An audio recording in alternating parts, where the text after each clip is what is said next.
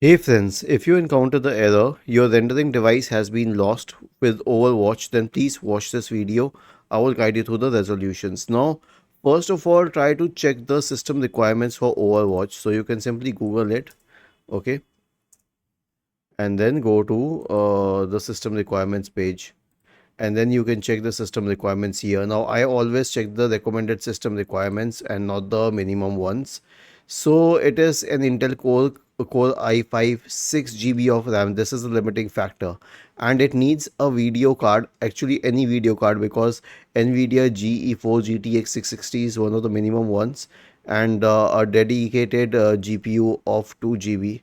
So these are the minimum system requirements, but the limiting factor is with the RAM. You need it to be at least 6 GB, and you need at least one external graphics card. The next one is to end all resource hungry applications. And how would you do that? Now I'll give you the best option. Simply perform a clean boot on your system. Search for system configuration in the Windows search bar and open system configuration. Go to the services tab. Check the box associated with hide all Microsoft services. If any of the service is checked, click on disable all, apply, OK, and then restart your computer. The next solution is to stop overclocking. Now, if you're using an overclocking software like Armory Crate, then you know what you've done. So I will suggest you to stop overclocking immediately.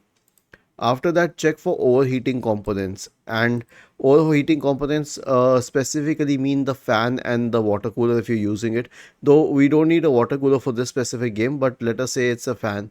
So make sure that the vent of the fan is absolutely clear, and after that update your graphics card drivers. Okay, search for device manager in the Windows search bar and open device manager. Expand the list for display drivers. Right click on the first one and update driver. Right click on the second one and update driver. And right click on the start button. Select settings from the menu. Go to the Windows Update tab. Click on check for updates. Was this helpful? If yes, then please subscribe to the channel. If not, then let us know in the comment section of the video on how we could help you further. Thank you for watching this video and have a nice day.